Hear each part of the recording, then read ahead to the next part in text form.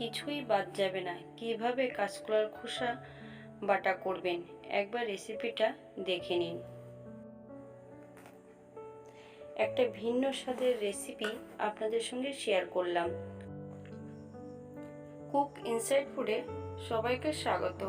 আজকে আমি রান্না করব কাঁচকলার খোসা বাটা।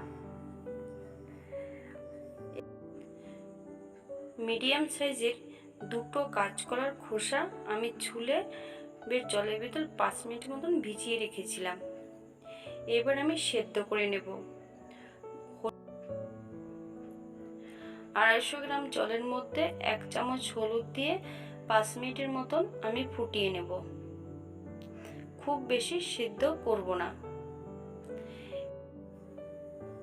আমি এখানে কাঁচকলার খোসাগুলো শিলে বাটবো না। আমি একটা মিক্সারের বোল নিয়ে নিয়েছি, তাতে সেদ্ধ করা কাঁচকলার খোসাটা আগে অ্যাড করেছি। এবার আমি রসুন দিয়েছি, 5-6 কোয়া রসুন দিয়েছি আর 5-6টা লঙ্কা দিয়েছি। 1 চামচ নুন, 1 চামচ হলুদ গুঁড়ো আর 1 চামচ কালো জিরে। আপনারা এখানে নুনটা স্বাদ মতন দেবেন আর লঙ্কাটা আপনাদের পছন্দ মতন দেবেন। এখানে আমি 1 চামচ চিনি অ্যাড করলাম। খুব সুন্দর একটা মিহি পেস্ট বানিয়ে নেব। আমি খুব সুন্দর একটা মিহি পেস্ট বানিয়ে নিয়েছি। আমি এখানে একটুও জল ব্যবহার করিনি। নুন দেওয়ার সঙ্গে সঙ্গে কিছুটা জল ছেড়ে দেবে, সেই জলেই কাঁচকলার খোসাটা বাটা হয়ে যাবে। আমি ভাজার জন্য একটা ফ্রাই প্যান নিয়েছি, তাতে আমি কিছুটা সর্ষের তেল অ্যাড করেছি, 2 চামচের মতো। আমি একটা চামচের সাহায্যে মিশ্রণটি তেলের ভিতরে অ্যাড করব।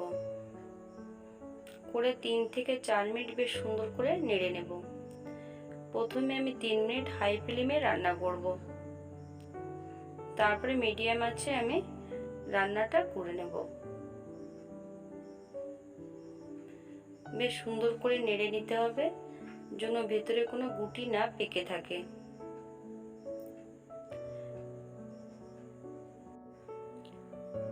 আপনারা স্বাদ মতন নুন মিষ্টিটা দেবেন।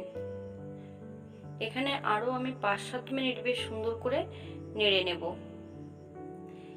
একটু মিডিয়াম আঁচে নেড়ে নিতে হবে, যাতে রসুনের কাঁচা গন্ধটা না থাকে।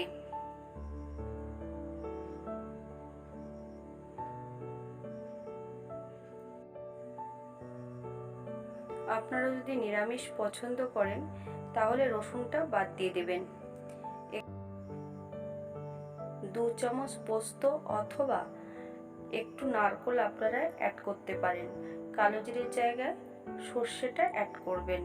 করে বেশ সুন্দর একটা মিহি পেস্ট বানিয়ে নেবেন। ঠিক একই পদ্ধতিতে এমনভাবে ভেজে নিতে হবে। আমার এটা প্রায় ভাজা কমপ্লিট হয়ে গেছে। আরো 1-2 মিনিটের মতন একটু নাড়াচাড়া করে নামিয়ে নেব। আপনারা একই পদ্ধতিতে পটলের খোসাও বাটতে পারেন, সেটাও খুব সুস্বাদু হবে খেতে।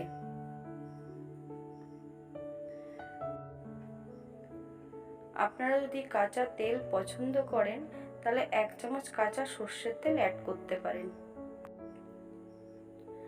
আমার রান্নাটা প্রায় কমপ্লিট হয়ে গেছে। এবার আমি গ্যাসটা অফ করে দেব, তারপর সার্ভ করব। আমি এখানে কালো জিরে বাটা দিয়েছি বলে একটু কালচে হয়েছে দেখতে, কিন্তু খেতে অসাধারণ। গরম ভাতে দুর্দান্ত লাগবে। আপনারা একবার বাড়িতে ট্রাই করুন। ভিডিওটি দেখার জন্য ধন্যবাদ।